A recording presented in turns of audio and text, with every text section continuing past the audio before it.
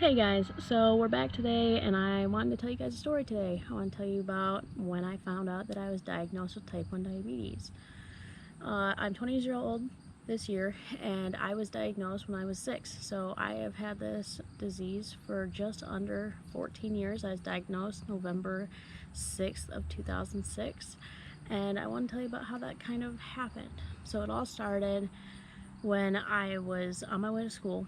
I was in first grade, and as we were walking out the door, I was still hungry, so I went and grabbed a strawberry applesauce.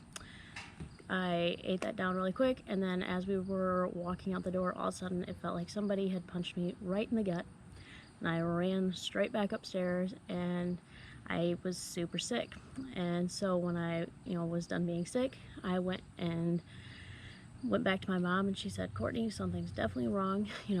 You've been super tired lately, you're always drinking water, and you're always going to the bathroom, and now you're sick." She's like, "You're going to the doctor tomorrow with your dad so they can try and figure out what's going on."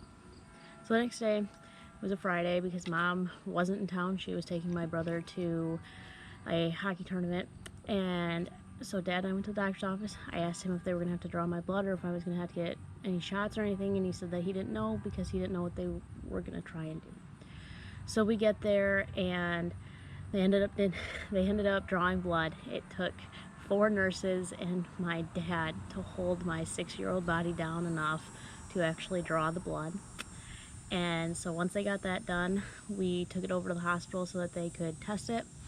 And then we went back to my grandparents' house to then wait for the test results. And I was just a 6-year-old kid, didn't really understand what was going on.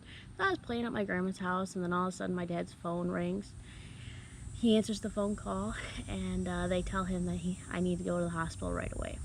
And they didn't really tell him why. They just told him that I needed to come to the hospital straight away. So him and I went straight to the hospital, didn't even go back home to pack anything. He had my sister do that for me. She packed my hospital bag, and him and I went straight to the hospital.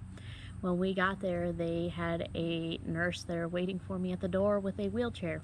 As a 6-year-old, I thought it was the coolest thing ever that I was going to get to ride a wheelchair up to wherever I was going. So they took me to the ICU.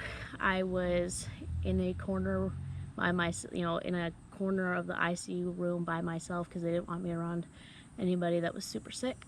And it was this big, huge room. I thought I was like the superstar because I had my own private room, and it was huge and it was great.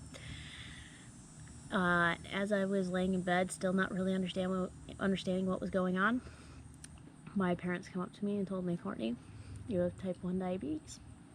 Did I understand what that meant? No.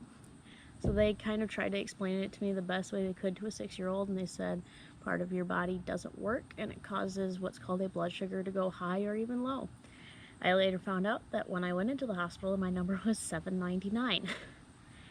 So then we basically had to learn all about this horrible disease in a super fast pace.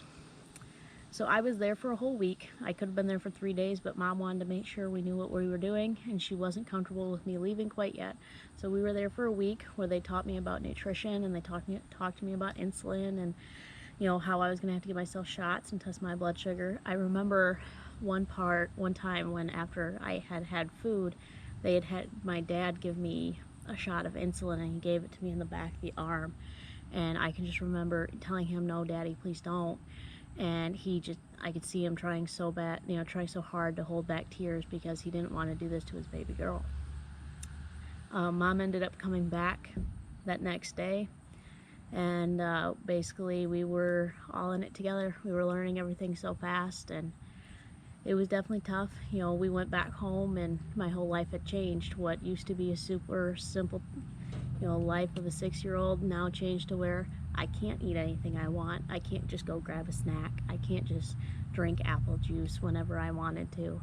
I had to basically become a math expert and be able to do this long equation to give myself shots and to count carbs, and that might be why I'm good at math and most of the time these days.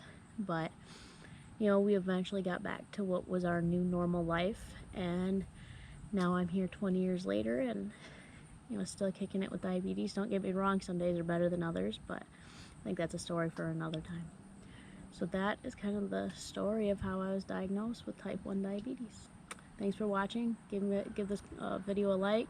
If you want to comment anything, and make sure you hit that subscribe button, and be ready for more videos. Thanks, guys.